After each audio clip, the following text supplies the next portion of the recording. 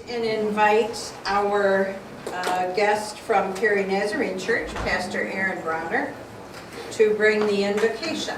Aaron? Let's pray together. Lord, thank you so much for this day.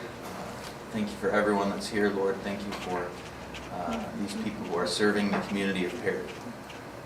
We believe that you put people in leadership, Lord, that you create authority, and all authority derives from you. And just pray tonight that you would use this time, that you would make all hearts and minds clear, that you would be in the midst of the discussion and the decisions that are made, Lord, as we think about the people that are being served here in this community, and that it would all be for the greater good, Lord, and for your glory. We love you. Thank you for your goodness and your grace to us. In Jesus' name, amen. Amen. Thank you. Thank you so much. Yeah.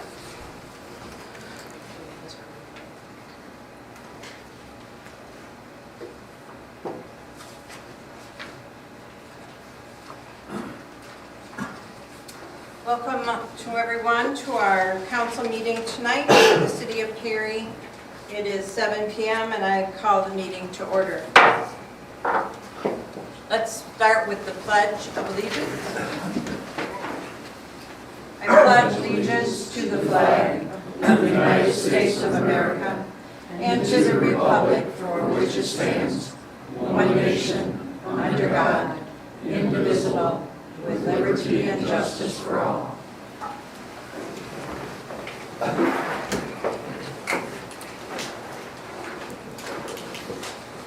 Devin, would you begin with the roll call, please? Mike Connell. Here. Chad Fuller. Here. Wendy Gallavy. Here. Larry Lambert. Here. Bob Porter. Here. Steve Wallace. Here. Mayor Sue Hammond. Here. All those accounted for. Great. Looking for approval of our agenda. I move that the agenda be adopted as printed. It's been moved by Chad, seconded by Mike, to approve and adopt the agenda as printed. All those in favor, please signify by saying aye. Aye. Those opposed, nay. Motion passes. We have minutes from 2 previous meetings. We just need to review those, read them if you'd like, and approve those minutes. I move that we suspend the rules, waive the reading, and approve the minutes from the April 21st, 2022 regular meeting. And while the rules are suspended, I move to approve the minutes from the April 25th, 2022 special meeting. Second. Been moved by Steve, seconded by Larry, that both sets of minutes from April 21st and 25th be approved. All those in favor, please signify by saying aye. Aye. All those opposed, nay. Motion passes.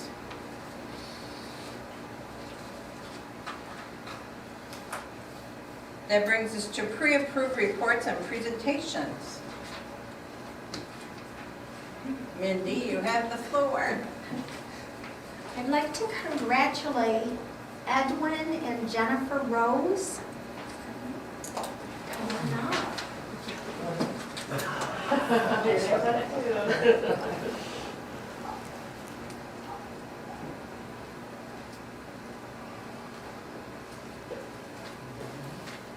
And this is for taking pride in their home.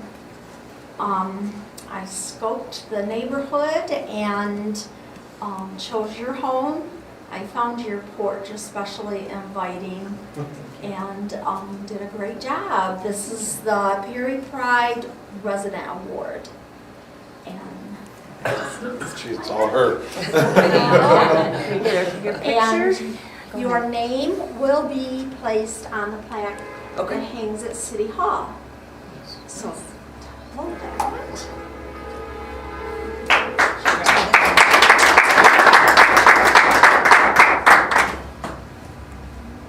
Maybe smile a little bit more. Good. Thank you. Congratulations. And thank you for taking such nice care of your home. Thank you. Thank you.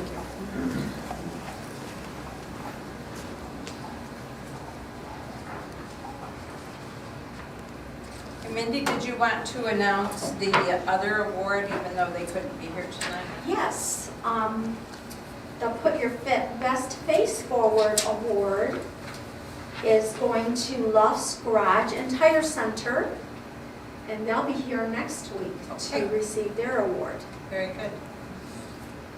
Thank you very much for that.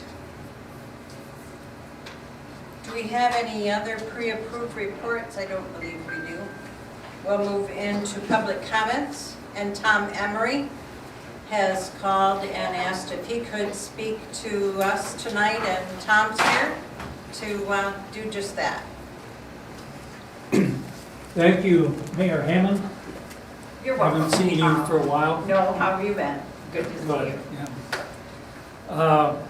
My name is Tom Emery. I've resided in Perry Township for about 46 years now, and I see the name Gulbovy, and it reminds me of, I think when I was a Cub Scout leader, that maybe might even have been you or a son or a brother your age was in Scouts or something, but that name just kind of strikes me offhand. So I've resided here for 46 years, either in Forest Green, and now I live just north of Perry, about 9/10 of a mile north on M52 in the township. I'm also right now I'm the attorney for Perry Township. What I wanted to speak about is the fact that I am running for the 7th District County Commission seat, now held by John Plowman. Just a little bit of background on myself. I graduated from law school at Wayne State University in Detroit, 72. In 1973, I went to work for the State Attorney General. And for approximately 25 years, I worked for the Attorney General in environmental law, governmental law. And I retired in 97 and went into private practice for about 10 years doing government law, what they call administrative law and environmental law. And concurrently with that, I have been in the Army National Guard, and I retired again in 1997 as the state judge advocate, so I was the chief military law attorney for the Michigan National Guard.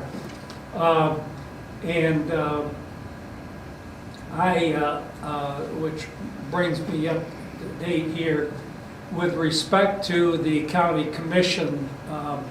Well, let me say, when I worked for the state, I was not politically involved. I was a civil servant. We had one responsibility, and under the then Attorney General, we were to enforce the law as it was passed, written and passed by the legislature. And so I come from the concept that the legislative branch, as you are for the city government, you pass the resolutions or the ordinances, and it's the attorney's responsibility to enforce them as you wrote it and pass it, and I feel it's the same way on the county level. My concern has been that, especially since last summer, when the incidents rose over the funds, so-called COVID funds, I think that our county commission, and I don't like to say it, but I think John Plowman went along with it, of this distribution of the monies, which I think was not very good judgment on their part, and I think it was not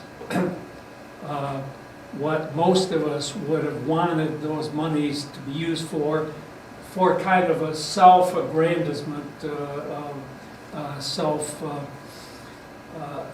taking care of oneself, instead of doing what I think elected representatives are supposed to do, and that is represent the people back here. And you don't do it for personal gain and I'm sure most of you can attest to that, your being on the city council and so on is not, nor intended to be a money-making sort of activity. So, I mean, that was rather disturbing, actually. So, that's why I decided to get into the, I think the voters here need an alternative, and I intend to provide that. I'm running in the Republican primary, so that will be on August, I think it's the 2nd. It's the first Tuesday in August in any event. So I'll be running against John in the Republican primary. One of the things I think is important when we approach this, I spent my years in the military. I do think that there's a concept that our founders had that was civic virtue. And that doesn't necessarily mean that you're virtuous and everything, but the reason that we get involved in our civic responsibilities is that we will step forward because we're willing to represent the people, and we're not doing it just to for us to get ahead in our personal endeavors. And our governmental system really requires that. And frankly, I think what the commission, and when they voted on this, it was a 6-0 vote. So no one dissented. I think somebody was absent when it was taken up. But I think they lost sight of that responsibility. I can understand the federal government's good, as I'm sure we all know, that if there's a problem, they want to throw money at it. And once you throw money at it, then there can be a lot of money sitting there, and it's tempting. And but I think they abused the responsibility that they have. I would avoid doing that sort of thing.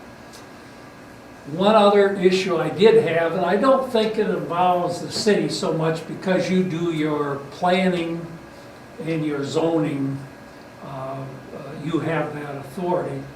In the township, Perry Township, we have the planning authority, of course, but we don't have the zoning authority. And one thing that I've noticed, and I mention it because I think it's kind of an abuse too, is that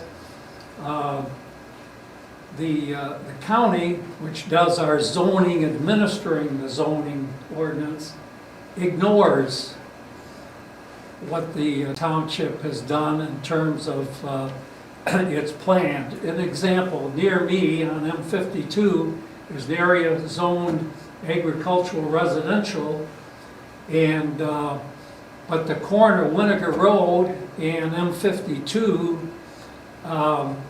despite our planning commission's ardent objection, they rezoned it, about a 5-acre parcel of it, from agricultural residential to commercial.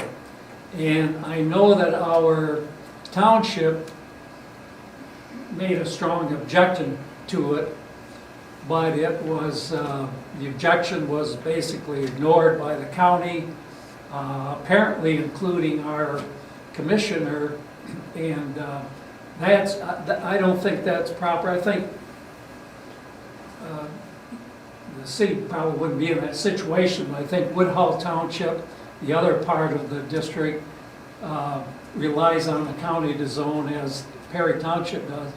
And I think your representative should go there and at least present the position of the township, or if the city had something that might run counter to what the county wants, I think the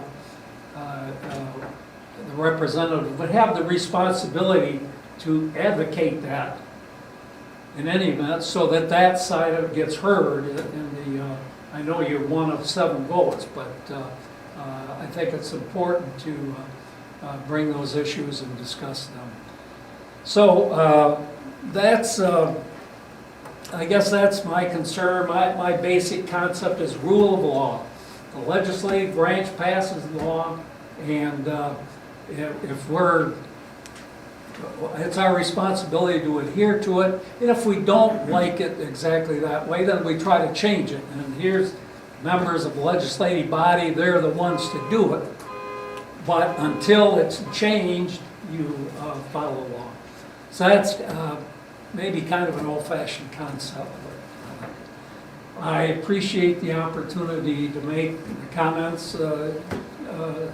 Mayor Heyman, if anybody had any questions, it's up to you, but I'd be willing Does to. anybody have any questions they would like to pose to Tom Emery this evening? You're welcome to do that. If you became the county commissioner, how often would you report to your local municipalities, the township, the city?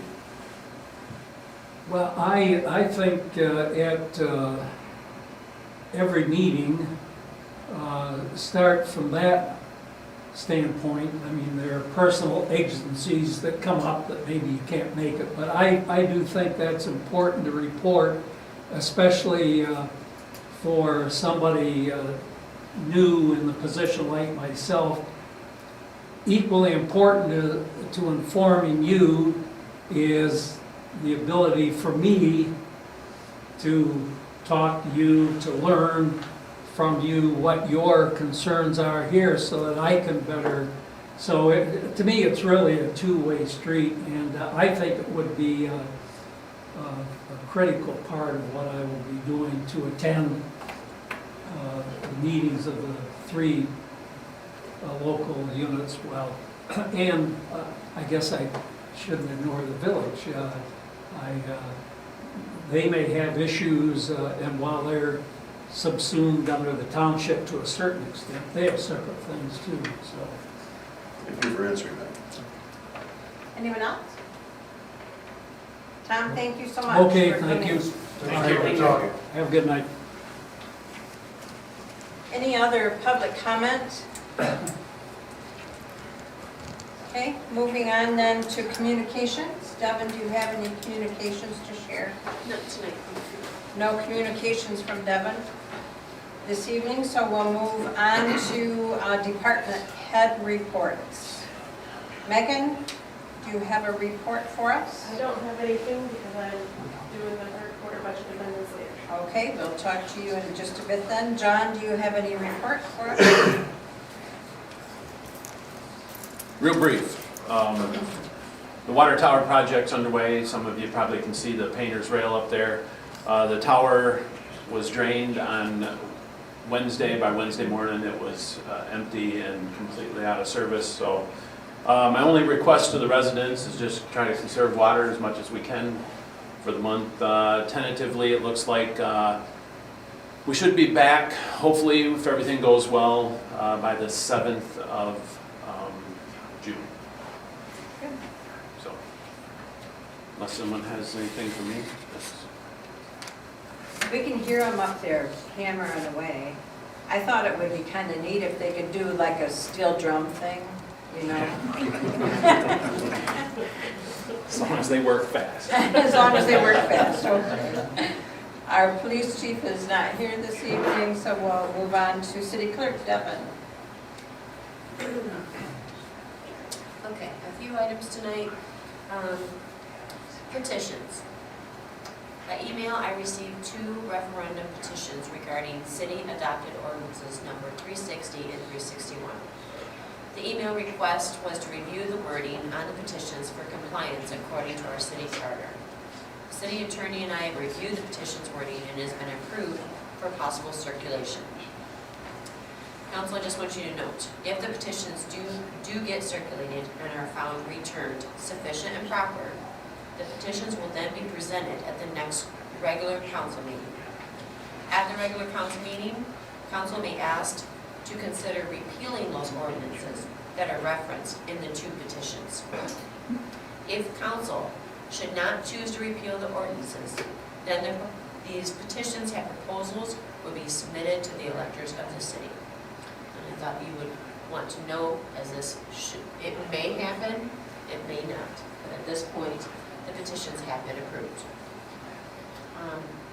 Next, I would like to remind everyone, SLWA, Service Line Warranties of America. The city partnered with SLWA to offer homeowners coverage for repairs to water and sewer lines. The residents are starting to receive their letters from SLWA and are calling City Hall to make sure this is a legit company. We're reassuring them that it is a legit company. We are explaining to them that we've allowed them to come in to offer you a service, but they are doing all of it for you. Residents can call the City Hall and we'll be able to answer as many questions as we can. But do feel free to call their toll-free number. It's 1-844-257-8795. I personally reached out to them today. They were pleasant and they were helpful. The reason why I reached out is they're not very clear. We had a resident that wanted to mail their form in, and they're not forthgoing with that information. So I helped the resident out to clear that up and get that information. But they were really pleasant and really nice. So again, like everything else, they're more website electronic. That's your what they're assuming most people would do, is to go online and sign up that way. Next, household hazardous waste collection. Shiawassee County Health Department will be in the parking lot of City Hall on Saturday, May 14th from 8 a.m. to noon to collect your household hazardous waste. You can go to the city website homepage at www.perry.mi.us to get the details of acceptable and non-acceptable items and the handling and transportation of the materials. May is a busy month, so I've got a lot of reminders. This is what this is about. Perry Community-Wide Yard Sale. Friday, May 20th through Sunday, May 22nd is the community-wide yard sale. If you would like your address to be included on the list, call 517-625-6155 or email cityofperry@perry.mi.us. Location list will be posted on the website, Carl's board, and the city Facebook. The list will only give addresses. There's no charge to be included on the list, and the deadline to be on the list is Friday, May 13th. Next, citywide cleanup. Citywide cleanup is Monday, May 23rd through Friday, May 27th. I can't stress enough that Monday, May 23rd is the day to remember. Monday, the pickup is free. Monday, the pickup is free. To city residents for unlimited boxes and bulk items.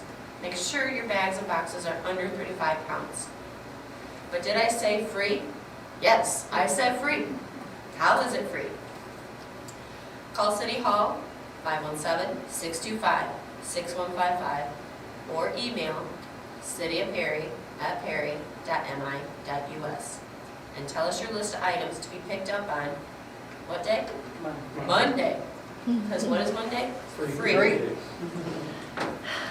I will add on to that bulk item pickup can be scheduled Wednesday through Friday, but there will be a charge of the item. Again, you would call City Hall to schedule your bulk item later in the week. For more details on the citywide cleanup, you can go to the city homepage at www.perry.mi.us. And last but not least, Parks Committee meeting. I have on my calendar a reminder from Mr. Porter every other month. So this month, Parks Committee will be meeting this month on Tuesday, May 31st at 6:30 p.m. in Council Chambers. The meeting is open and welcomes community participation. And that's it for today. Thank you, Devin. Just to follow up on a couple of the things Devin talked about with the free pickup stuff on Monday. May is Clean Up Perry month. And we want to get everyone to participate with this. Try to get as much unsightly stuff out of your yard, off your front porch, and out to the curb so that it can be picked up free on Monday. So the ordinance enforcement officer, after we have that cleanup week, will be making a concentrated effort to police the city and see if everybody's complying with the ordinances. And if you are not in compliance with the ordinances, you will receive a violation letter, and that process will follow through. So if you need help getting your items to the curb, please call City Hall. You can ask for me or Devin or Shirley, whoever happens to answer, Megan, and just let them know you need help. Leave your number and tell us what you need help with, and we will have volunteers. They've been contacting me saying, have you gotten anybody yet? Have you gotten anybody yet? And so far we haven't, but if you do need help getting your stuff to the curb, just let us know. We've got volunteers chomping at the bit to help you. Other mayor report items, just following up on a couple things from last meeting. You asked me to see if I could have anybody from the Shiawassee County Commissioners come and talk to us about potentially getting some of their ARPA money, or COVID money as they call it sometimes. I called and talked with the county coordinator, Dr. Boggs, Brian Boggs, and the county commissioners have decided to use all of their money for county needs. They're not planning to distribute it to any other part of the county other than the courthouse, the jail, and the veterans building that all need renovations and refurbishment. We had honestly a little bit of a heated discussion on my part. And afterwards, Devin said, who were you yelling at? I just was so frustrated that they are not sharing that among the people of the county. That I did send Dr. Boggs a note afterwards and said, you know, I apologize for losing my temper with you, but you know, please consider sharing some of that money with the municipalities in the county. He said on the phone, after the heatedness cooled down a little bit, that he would bring our request again to the commission. But honestly, I've sent them 3 letters and talked with our current commissioner, John Plowman, numerous times and had gotten no reply. Larry and I went over to a meeting that they had in Corona last fall and spoke to the needs that we have for infrastructure needs, and we got no follow-up at all. So disappointing. Feel free to reach out to your commissioner or to the commissioner's office if you'd like. I don't know if it will make any difference, but I can't see that it would hurt. So that's where I got absolutely nowhere. Thank you, Sue. I did send an email to Independent. You had said you'd like to see reporters here, both the Argus and the Independent.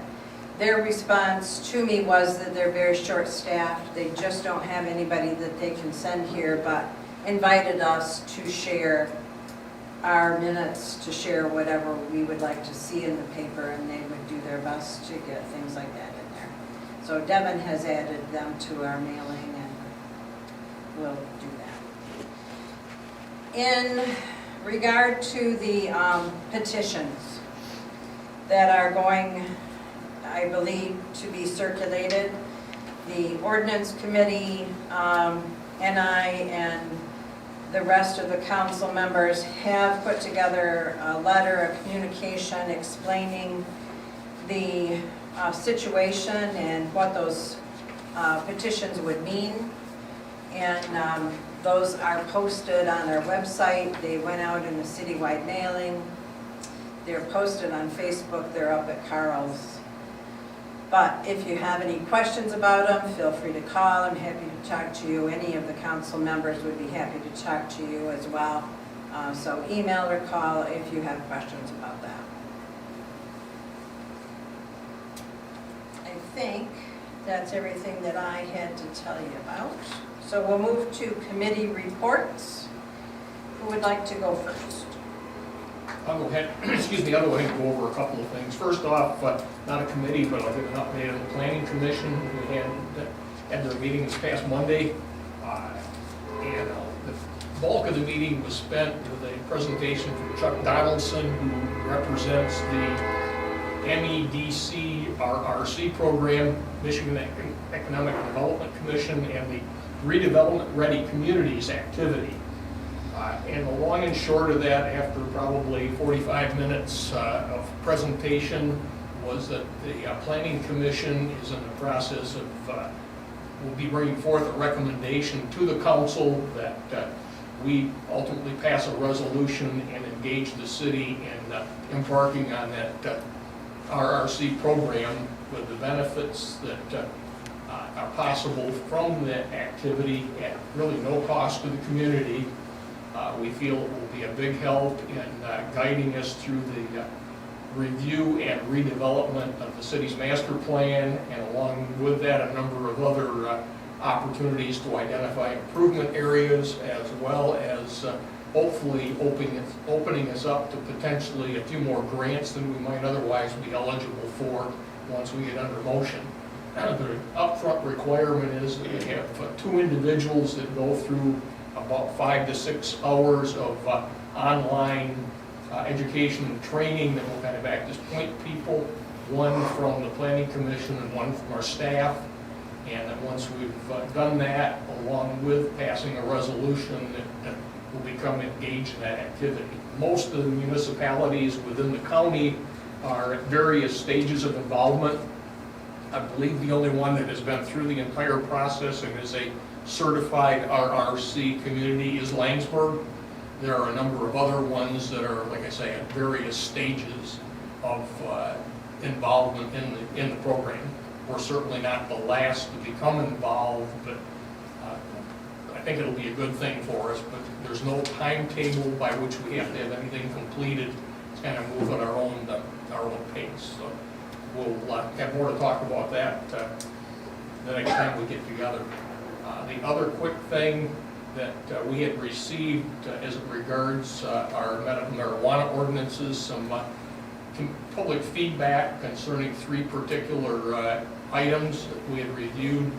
I'm kind of spinning into the ordinance committee report, what we had reviewed in the ordinance committee that I'll get to in a minute. One of those was referred to the Planning Commission as well. It basically dealt with the term that we have for surety bond and or escrow account, and the Planning Commission has said basically we wanted to, their recommendation was to leave the ordinance as written.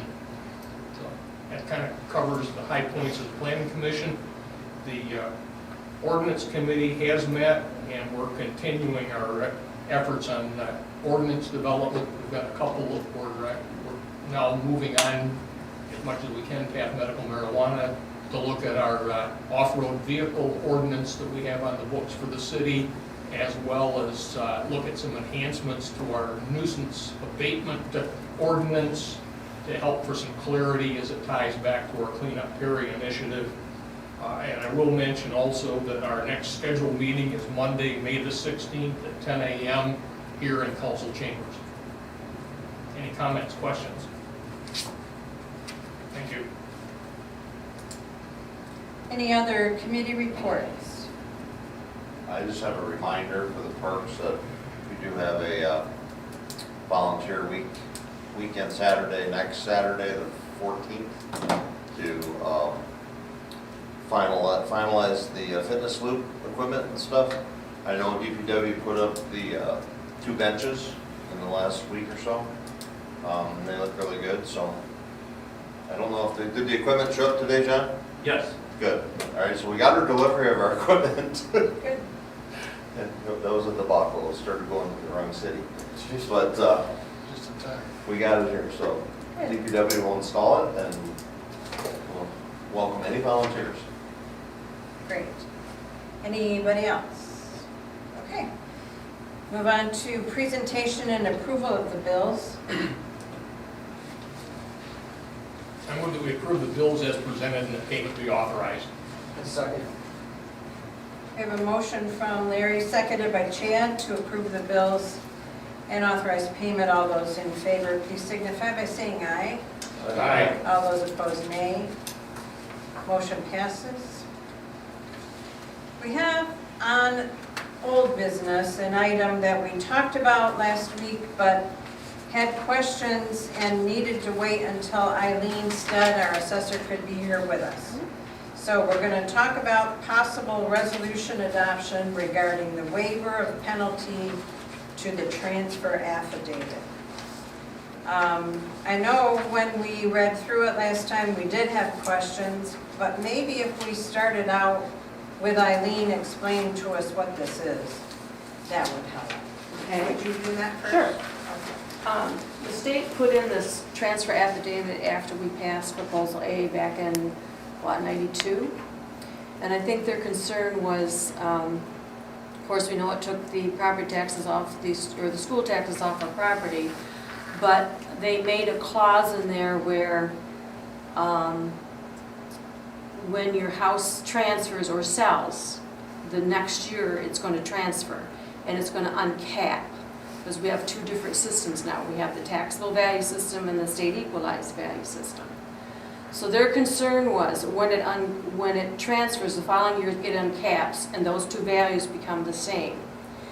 The taxable value is going to increase at the cost of living or 5%, whichever is less. Your SEV is going to always increase every year according to what the sales are telling you. So the SEV generally increases faster than the cost of living. So the longer you've owned your house, the more you're going to see a difference in that value, right? Now when the house sells, the following year it uncaps. That brings the taxable value right up to that SEV. So you're going to see it could, depending on how long the previous owner has owned that house, you can see quite a bit of difference between the 2 if they've owned it for a while. So their concern was that I think we as assessors are on top of the fact that the house sold so that you uncap it the following year. Well, your deed does that. I mean, your deed is going to tell you what transfer. It was like a second, I think, a precautionary thing to make sure that we are uncapping when we should. So they came up with a transfer affidavit, which the language in that also tells you that you have to file that with the assessor within 45 days of that sale. So that's the transfer affidavit, and whether or not an entity wanted to use and do that, they could choose not to. But if they did, they requested a resolution be drawn up for that, to waive that fee. The fee, as Sue looked up last week, was $200 if someone doesn't file that transfer affidavit. I have never not uncapped something that's sold because you have the deed that tells you that. So I don't think Perry has ever collected that fee. So if you don't collect that fee, you have to have a resolution. So that was brought to our attention this year because the assessors in Shiawassee County get audited every 5 years. And that's one of the things on our audit, that if you've chosen to waive that fee, you have to have that resolution, and they want a copy of that resolution as part of our auditing. So that's what brought it up to like, oh, we need to have a resolution if we're not collecting it, which you haven't been. So So you think the the requirement for the transfer affidavit to be filed was done as a backup, more or Yes. less, to make sure that the assessor was receiving the information that uncaps and brings up the value to a Right. taxable value more or less equal with what the market value is at the time. Right. But what you're saying is, it's just not needed. We're getting the deeds, you're getting the deeds, and you've never seen in your, 14 years as an assessor? That something hasn't been That uncapped. it hasn't. Yeah. So the process to the deeds are, person goes to the title company or themselves, whenever they file that deed with the register of deeds, then I get copies of everything. Sometimes it takes me 30 days to get them from the county, but I always get them. That transfer affidavit is a 45 days, you've got to file that within 45 days if it's in effect. So most people, when they purchase something, that deed, even if they chose not to file it with the register of deeds, they're going to come to either the treasurer or myself and say, oh, this is now mine, I want it in my name. So I've never had someone buy something and not put it in their name, because it's transferred, right? So there are some things on that transfer, like there's the names and phone numbers usually of the people, which I appreciate, because as an assessor, I'm supposed to verify the deeds to make sure that that's what they paid for the house and there wasn't more things involved in that fee, because that's how I keep track of my values of my land and buildings and so on. So you want to make sure that that is an accurate number that they actually paid for the real estate. But I've never had a case where something sold and the new owner did not want it in their name, so you know that it transferred, right? But they give you that option to be able to do that if you want to. Well, thank you for that good explanation. Who has questions for Eileen about this possible adoption of the resolution? I have one. Is there any way to, lack of a better way I can describe it, cheat the system? What do So I you- can sell it, if I sell my house to my son, or give it to him, is there a way that that is not gonna get registered and the value get changed? Well, first of all, when you sell it to your son, that's not a transfer, because you're allowed to sell it to your how do they say it, first blood, like Okay. grandparents to grandchildren, fathers to children. That is not a transfer, because it doesn't uncap because of that. You can. Even though it's technically a transfer of ownership, It is, but in the eyes of uncapping or capping, it's not. right, because it's a blood relative Okay. of first degree. So that doesn't happen with that, so. Not a relative. Not a relative, well, if you were to buy something and now you own it and you choose not, and you have a deed, you choose not to register that deed, then that house will stay in your name unless you bring it to my attention that, but most people want it, this is my house, I own this house, I want it in my name. They're not going to not. I agree with Do you, that. but there's also people who try to, again, lack of a better way to describe it, cheat the system, so they don't have to pay that higher tax. Is there anything that we're missing or could be missing where this may help us as a city? And I'm not trying to overtax people or anything, or gouge them or anything like that. I just want to make sure that, everyone is paying fair share or the Right, to reasonable keep amount. that from uncapping. Well, if, let's say, years go by, let's say a couple years go by, and you then discover that, oh, this house sold 2 years ago, even though there was no deed work that we were aware of.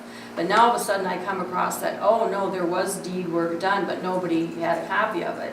And that should have uncapped, say it sold in 20, it should have uncapped in 21, but I find this out in 23 that this was, you can go back and Okay. put that down as to what, I have to do it through a board, as to what that value should have been, what should have the tax value been for 21 had we had known, but it wasn't. So there's going to be a difference in taxes being owed because it's based on a different value. So there is a way to get to, There is a way to collect that money that you should have collected if they would have been honest. so know. would this ordinance or whatever, the transfer, if you found that out, would they be, other than having the back taxes, say, would they Right. have a penalty or a fine? Only if you have that in place. If you are going to say you should have filed the transfer affidavit within 45 days of that transaction, then, Then no. well, if you have that, if you don't have the resolution where you're waiving that, you have that in, then they have that penalty on top of it too, that they're gonna have to reconcile. Because they didn't file the transfer. Right. So therefore, they have that, but also, you're going to now correct what the taxable value should have been, had it uncapped.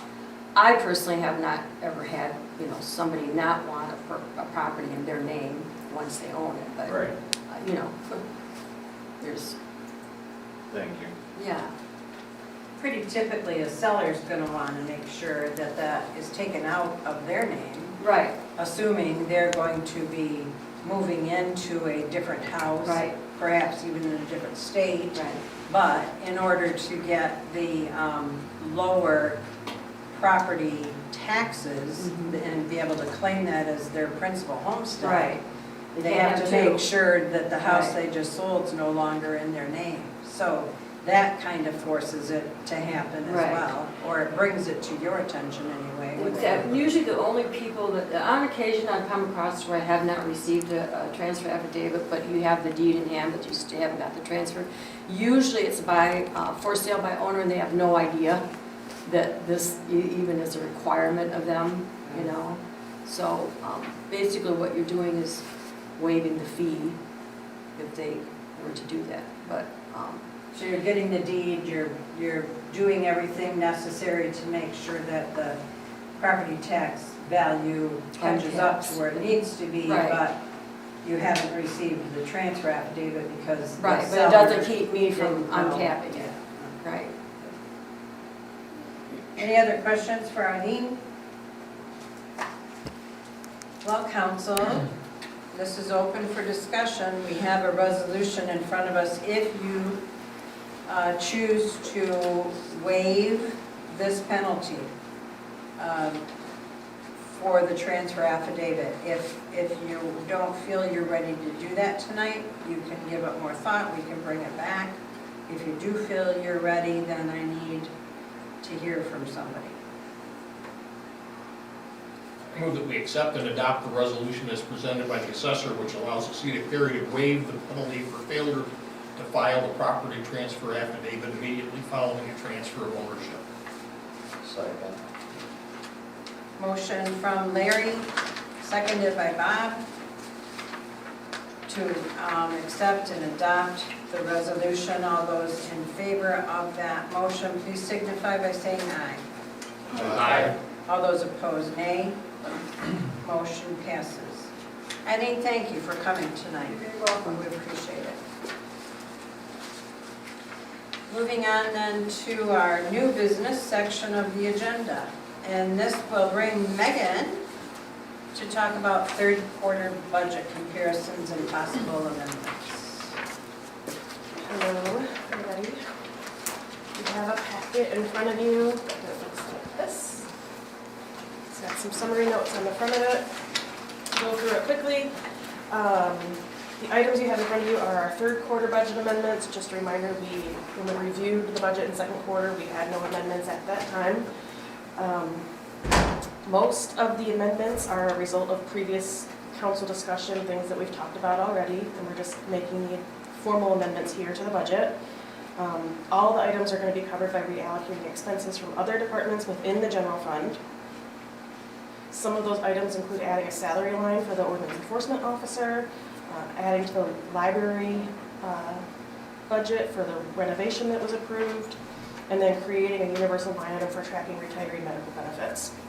They were previously designated within different departments, and we're just going to lump them all together within the budget. Because of a data entry error on line 101-441-716, that is on page 5. That line item was overstated by about $30,000. So those funds specifically were reallocated to fund the library renovation, as well as cover a few other of the miscellaneous amendments. I'm also putting in an amendment for additional contribution to the McQueen Fund. This is to cover utility expenses for this current year. The original budget that was budgeted for utilities was in the general budget. When we set up the McQueen Fund, we moved all the funds allocated to the McQueen Fund for the year to the separate McQueen Fund.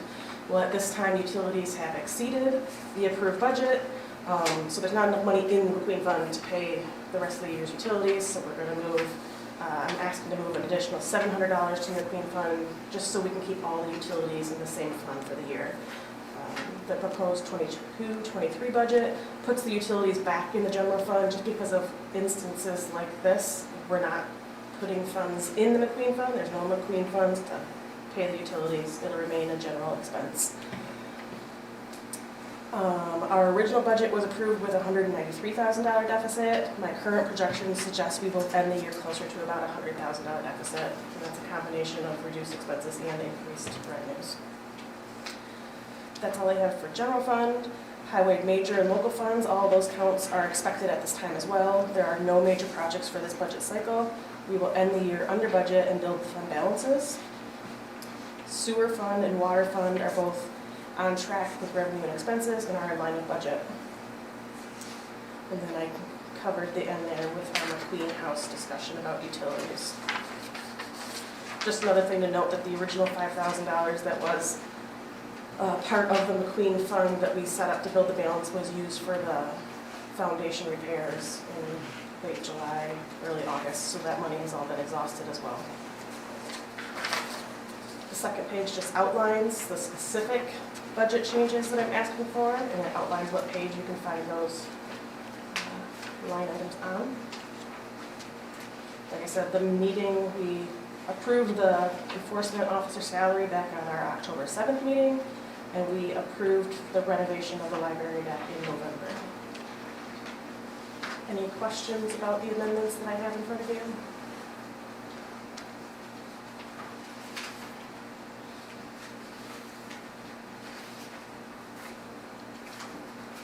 Any discussion on what Megan just brought to us? Any questions for her? If not, we're looking for resolution to approve those amendments. I move that we approve the third quarter budget comparison and amendments as presented by the treasurer. Second. Motion from Steve, seconded by Mindy, to approve the third quarter budget comparison amendments as presented by the treasurer. All those in favor, please signify by saying aye. Aye. All those opposed, nay. Motion passes.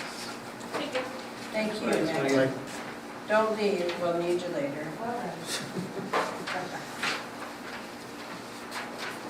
Next, we have possible approval of pavement repair. That brings John back up for us.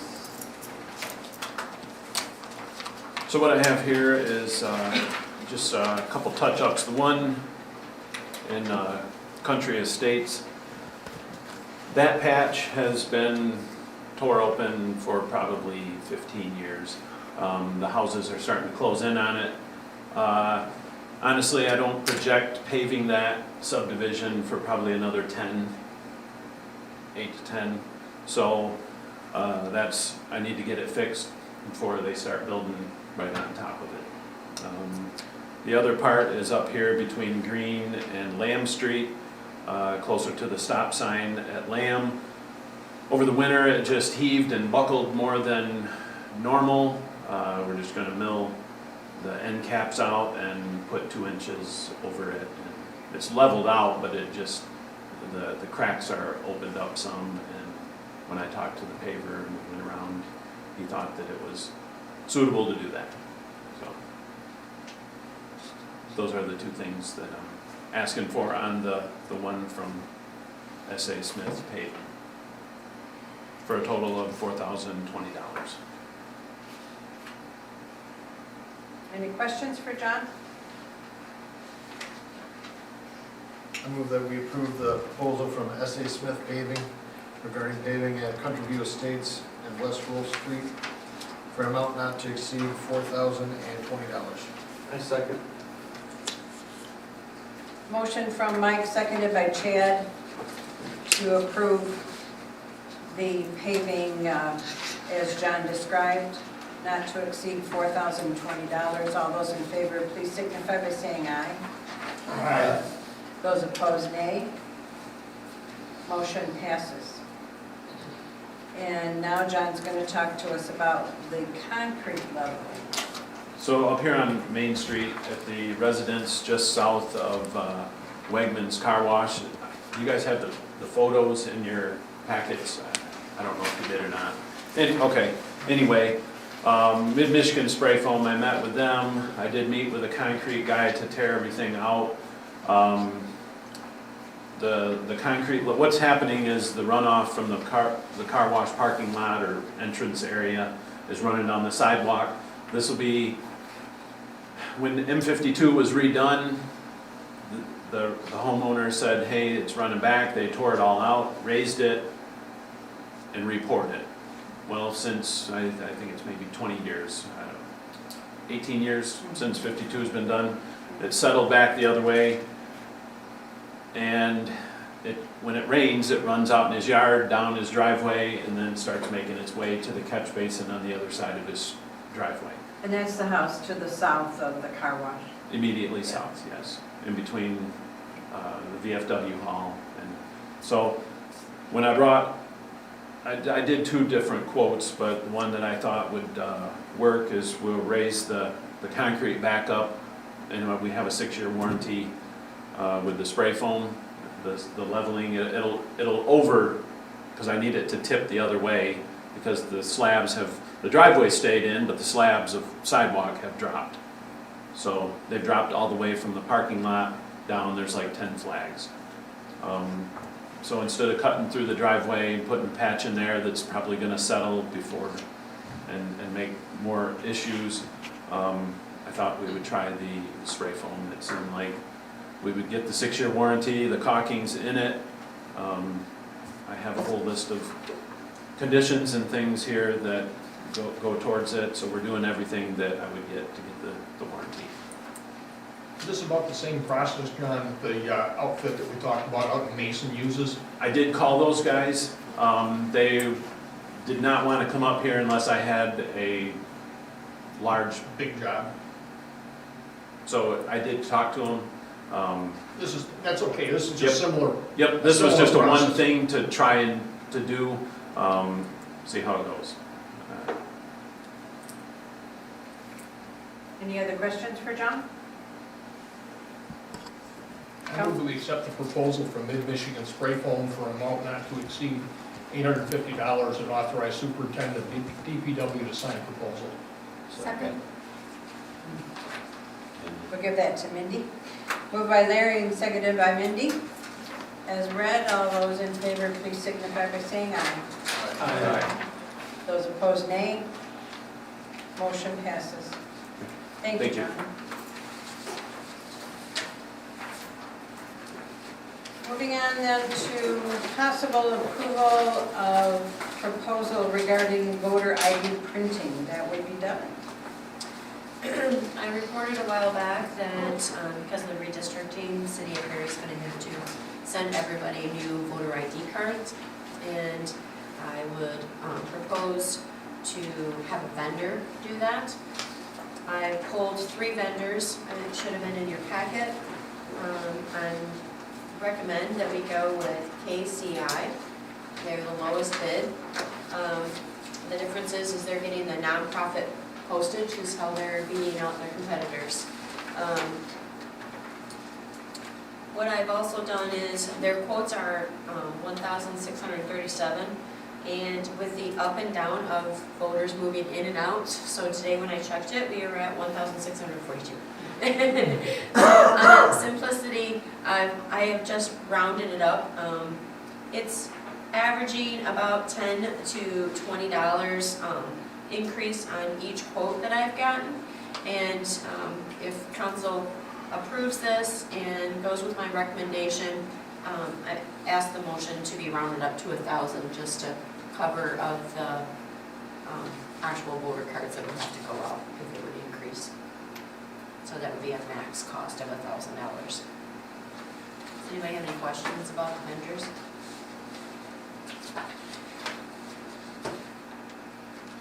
I move that we accept the proposal from KCI for an amount to not exceed $1,000 and authorize clerk to sign proposal. Second. Motion by Chad and seconded by Steve to accept the proposal from KCI for an amount not to exceed $1,000 and authorize the clerk to sign the proposal. All those in favor of that, please signify by saying aye. Aye. All those opposed, nay. Motion passes. I think all of you did get copies of the budget, proposed budget as revised based on our workshop of the other day. Is there any discussion regarding that?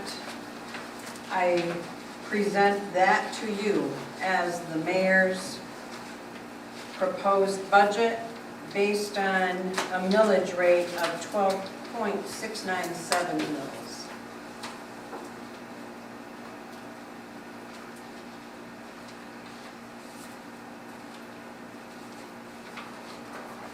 Any discussion? Anything you want to go over? We have Megan here who can answer your questions. She tries to teach me, but I'm slow to learn. What we'll need to do then, if council is in support of the mayor's budget, is to set a proposed, or excuse me, a public hearing. I move that we set a public hearing for Thursday, May 19th, 2022 at 7:15 PM at the Perry City Community Center on the proposed 2022-23 city budget and on the city's tax millage rate for the same fiscal year. Second. Was that you, Bob? Yes. Motion by Steve, seconded by Bob.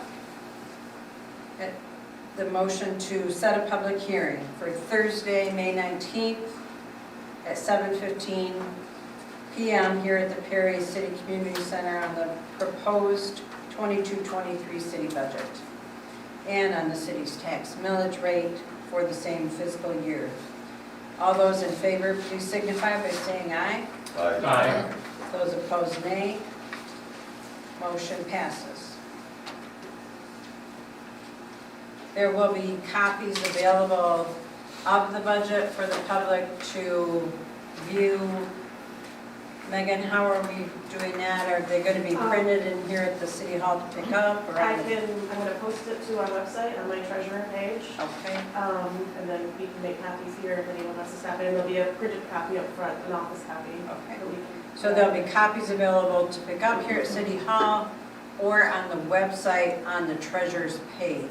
You'll be able to access that as well. Thank you. Moving on, we're going to talk about possibly redetermining the costs for the City of Perry ambulance service. We talked about this a little bit last meeting, and we can talk about that some more tonight.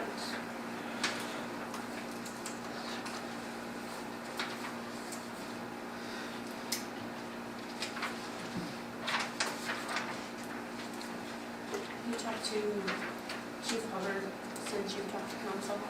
I have not.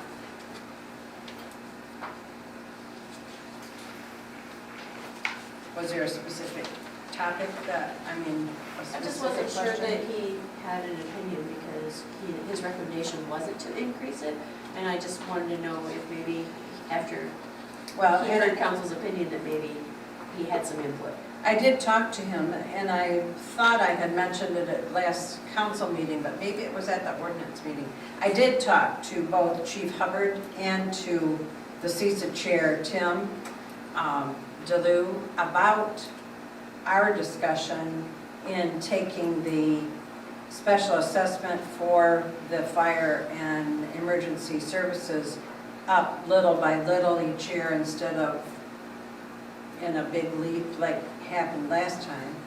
And Chief's response to that was, yeah, that's fine. However you want to do it is fine with me. He was just planning on not raising it and then just doing whatever needed to be adjusted in a few years. But he said, that's fine, if that's what we would rather do. We just need to let him know. I think we should raise it a little bit. If we raise it 2.25%, it's $1.46. Then, because we just raised, was it $20 last time they came, that we did, right? Yeah. It was 45, then they added 10%, and then that assessment expired, and the new special assessment was $20, which is what $20. happened, yeah. Okay. And I remember the $20, so Yep. I just don't want that to happen again. It's a lot easier to swallow $1.50 every year or every other year than it is, it's like all of a sudden I got $20 more, what is this? So, and I know it's gonna go up, inflation's up, costs are up, everything's up, wages are up, but so it's silly for us to think it's gonna stay the same. Gas is. Gasoline, So how many years, and I knew at one time, how many years since it went from 45 to 65? Seems like that's quite a span that it was held at the old rate, correct? Well, that was the 45 prior to this one was a 10-year special assessment, and I want to say the one prior was another 10, and that was at 45 also, but don't quote me on that. I We've know the been- 45 was at, because my notes say 15. that it was 20 years at the 45. that's what I remember was 20 years, so it worked out to be $1 a year. But $1 a year every year is better than $20 all of a sudden. Right. That's my only point. Yep. I guess my thinking would be, I don't want to wait 20 years before we decide that we got to make a significant percentage increase. I'm not sure that I want to be $1.25, $1.25. Maybe we could consider saying, okay, every 5 years, we're going to make certain that we've adjusted for whatever needs to happen, so it's a smaller increment, but not a nickel and dime amount every year. Just my thought.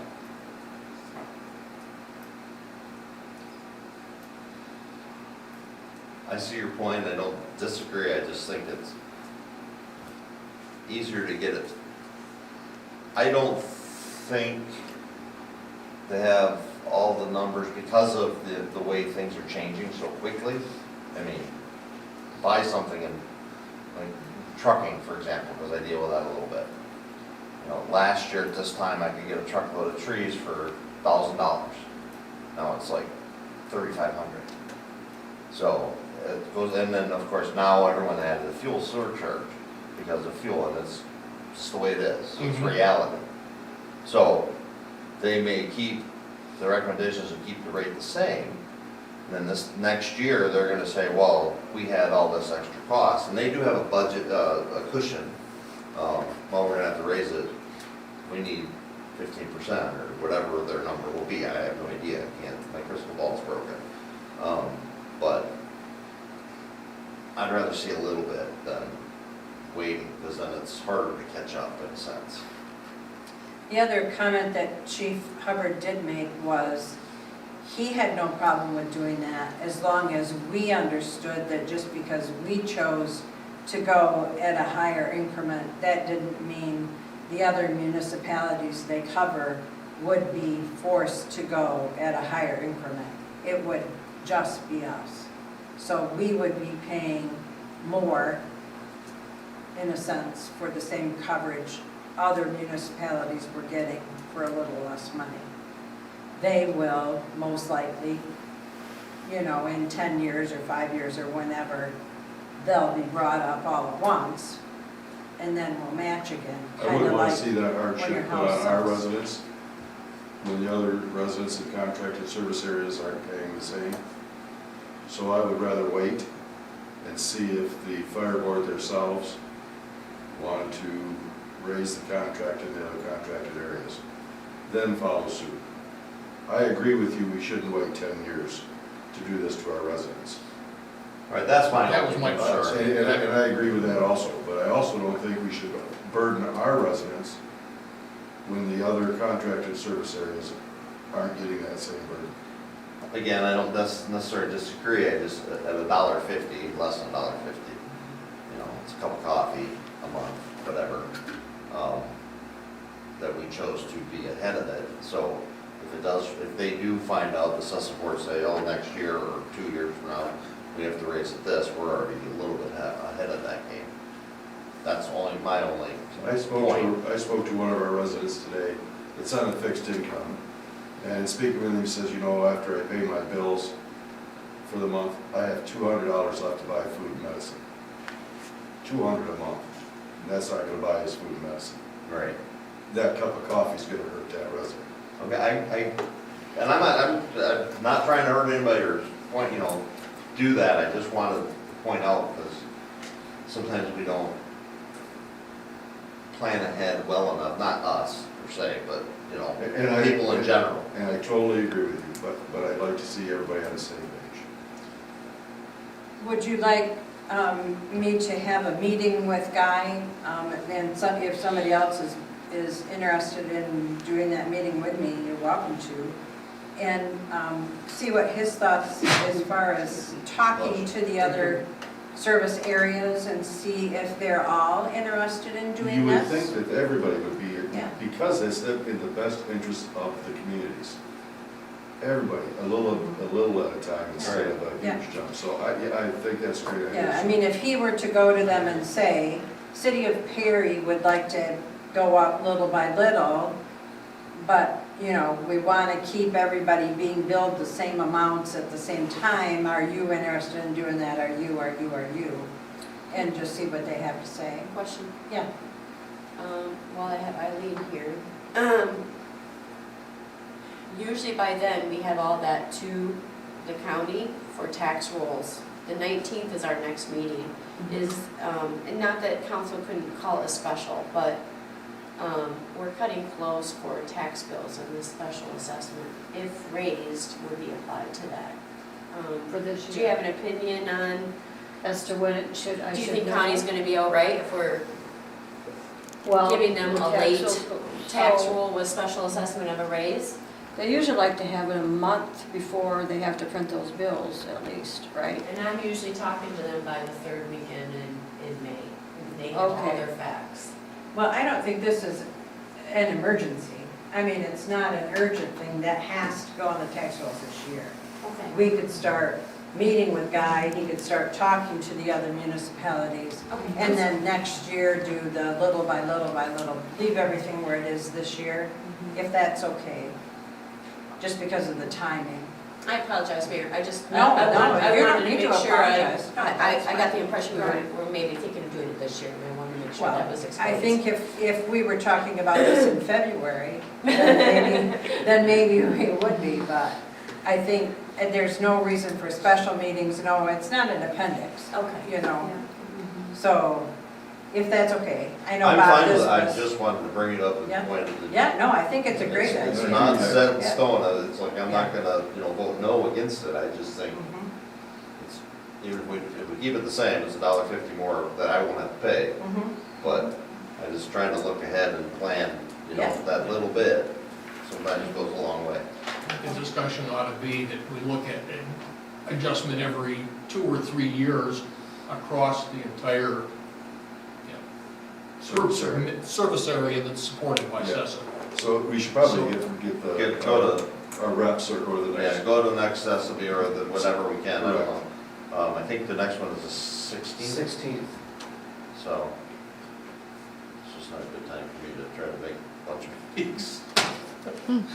But I think we should go and bring it up to them and suggest it to them that instead of waiting until it's necessary, absolutely necessary, just a little bit at a time. Do you feel we need to go, or do you want to just ask our representative to the CISA board, Tim DeLuca? Well, we can ask him, Do that. You know. or John, yes. And I probably will attend it. If any of us And that's fine. so inclined to You're welcome to attend. go, yeah, no, that's fine. I just am trying to get a feel for what you want me to do or not do. Well, we should not blindside our representatives. Okay. We should invite them, Tim and John, in here to one of our upcoming meetings and have a discussion with them in terms of what our thinking is. their meeting prior to our, they are meeting prior to our next I understand, but so yeah. we're waiting, Yeah. it doesn't have to be brought up necessarily at the very next excessive board meeting, but that we have them in first, talk with them, get them on board or not on board, as the case may be, and then take it to assessing board. Okay. Does that meet with everyone's approval, nod of head? Yes or no? Yep. Okay, okay, all right, that's what we'll do. Okay. Thank you. What's next? Let's see. Employee health insurance. We didn't get the information, is that right? Devin? Yeah, but I'm gonna back it. Okay. The redetermining the cost of the City of Perry ambulance, is that all agreed that no increase from my minutes is why I asked? Correct, no increase. Is that all agreed? Yep. And then after that, there was a resolution, I had prepared just in case you decided to that. Can you, if you're all in agreement, someone lead a motion to table indefinitely the resolution for the redetermination in the special assessment district, please. So Devin needs a motion to Just table it, or you want to do the resolution? Table it indefinitely. Well, you're not increasing it. This is- So we don't need a resolution, because it's already in place. We're correct, Okay. because it's already in place, yeah. That was for an increase, that resolution was created. So I move that we table permanently the increase of the special assessment, the resolution for special assessment. Perfect. Second. We have a motion by Bob, seconded by Mike. All those in favor of that motion, please signify by saying aye. Aye. Those opposed, nay. Motion passes. Thank you for keeping us on track. No, that's okay, it's your job. Now we'll move to employee health insurance, which also is your job. I was hoping that we would have something more in stone to show you. We appreciate from the meeting that you're letting administration to review the health insurance and give options. Megan is put into the budget the higher end of the medical that you would see, but offering the employees both. We can put both on the table, so some could have the HMO and some could have the PPO. And also given the option of doing the health savings plan. And Megan has some concerns of the administration fees of doing that health savings plan, that if we don't get enough people, that the cost is higher than it really needs to be. So she's made a suggestion that maybe I get something out like in the next payroll to see how many people would utilize it. In the meantime, we'll get all those facts. This will come, all this stuff will come in front of you with your, get your approval before we move forward. But that's what we have kind of in play, and we're waiting for everything to get cleaned up and official for contracts and agreements for all three above.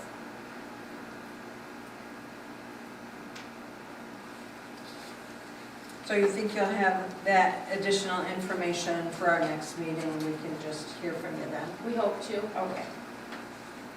That sounds good. Is that fine with everybody? Anybody have questions about that? Okay. Moving then to resolution to amend the fee schedule. And these are in regard to the medical marijuana ordinance, the fees involved there. Larry, did you want to address those? Sure.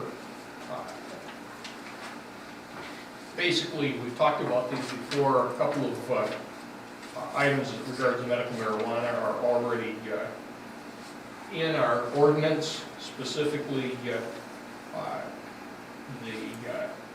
$5,000 that we'll get to when I actually go through the proposed motion, and the refund or partial refund for people that aren't, or applicants that aren't selected, of $2,500 refund. The one that is an addition that the ordinance committee is putting forward, that in our current ordinance is to be defined by council resolution, is the annual non-refundable fee for the applicant that is in place, if you will. And the ordinance committee is recommending that that be a $3,000 renewal fee.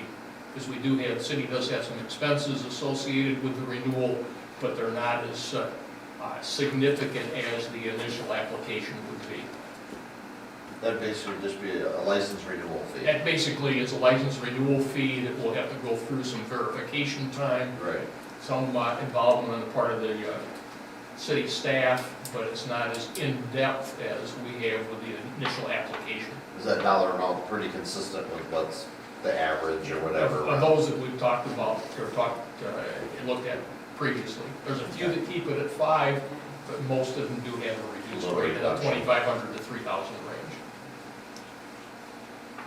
Comments, questions? I move that we accept and adopt the following resolution.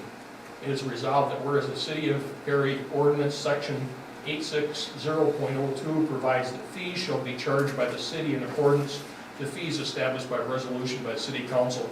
The City of Perry does hereby adopt the following fee schedule for Section 860.02A, an annual non-refundable fee of $3,000. Section 860.04D, a single provisioning center license application fee of $5,000. Incomplete applications will be refunded their full application fee. And a refund, partial amount for non-winning applicants at $2,500. The fee schedule adopted herein shall be effective immediately. Second. It's been moved by Larry, seconded by Steve, for the resolution as read. All those in favor, please signify by saying aye. Aye. All those opposed, nay. Motion passes. And this is, next is the repeal of the hydrant rental fee. And we talked about this a little bit at the budget meeting. Megan, do you want to maybe just touch base with council on that so they understand what it is we're doing with this? Yeah. Sorry.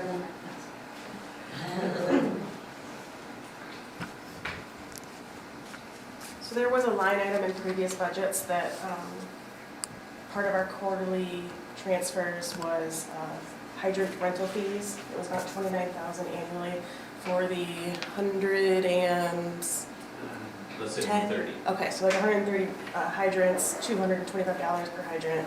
So what was happening is the general fund was paying the water fund annually for those. After reviewing the water budget and the general budget, it was determined that that was maybe an outdated practice, that the water fund no longer needed the support of the general fund. After even more research, it was found that it was part of a bond from eons ago that had the requirement to make sure that there were funds set up to pay for that bond. So that is no longer needed. It's going to help the general fund significantly. Any questions about that for Megan? Or Devin in regard to the resolution? Thank you, Megan. So what we need to do is, We're doing two things. yeah, go ahead. So you're taking the fee out of the fee schedule, because that's officially been put on our schedule, so I wanted to make sure that we didn't miss that part. And then your next part is actually repealing that ordinance that references it.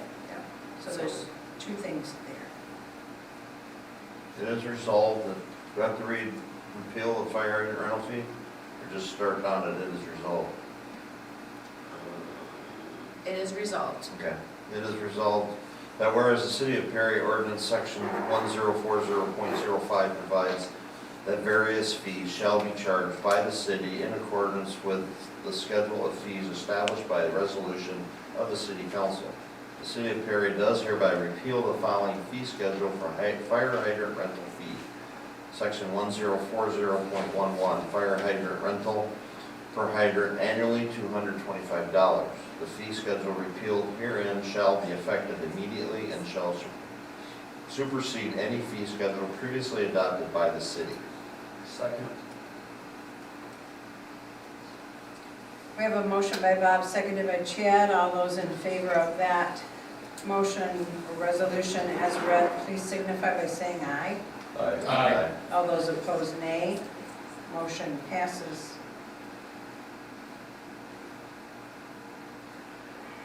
Right on to the next one. Yep. I move that the ordinance amendment number 362 regarding the repeal of fire hydrant rental, which reads as follows, be placed on the next agenda for possible adoption. The City of Perry ordains, Perry City Code, Section 1040.11 is hereby repealed. This repeal ordinance is effective 30 days after publication. Second. We have a motion as read by Mike, seconded by Larry. All those in favor of that as read, please signify by saying aye. Aye. And opposed, nay. Motion passes. Thank you, Mike.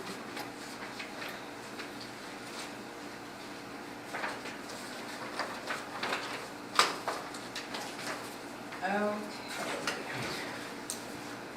Last meeting, it was also commented at one point that there should be a definition of how often reports should be made from standing committees, from departments, from department heads and so on. And it just happened that Devin had seen me twiddling my thumbs at my desk and came in and said, you need to work on this. It was outdated in one of our boards. So annually, I've been asked in the past to remind the chairs of each board that they're supposed to be reporting. Due to COVID, I've been off a couple of years. It wasn't necessary, they weren't meeting. And so one of the members reached out to me and had concerns because we're not practicing that with our boards. And I explained, council rules of procedure on some of these steps had changed and it wasn't caught in this policy, please don't fret. And so I found a slow minute, she was quiet, and I said, you want to review this policy? And So she 2 did. days later, I sent it, okay, here. So that's what's in. And I think you've all had this to look it over, but if you have anything you think needs to be other than how it's stated?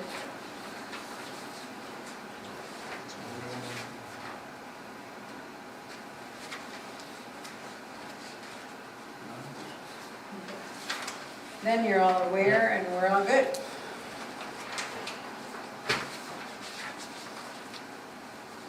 Any other business then that may come before council at this time?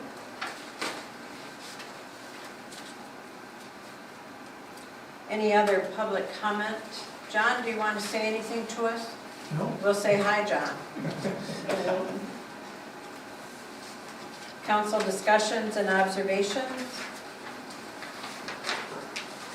Thank you all. You all do such a good job at reading up on your stuff and being at your standing committees. It's wonderful to work with you. Thank you for all that. Any agenda items for next meeting? Yeah, no action taken. We did.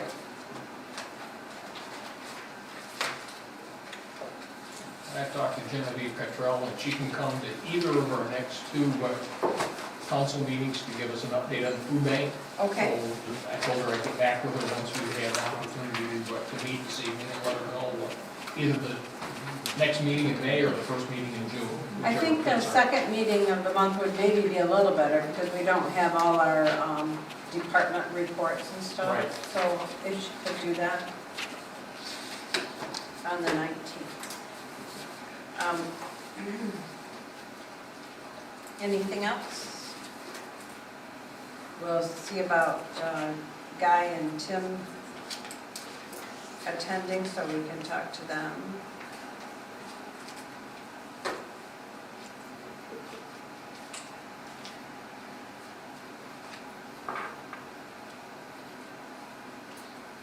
Nobody else has anything?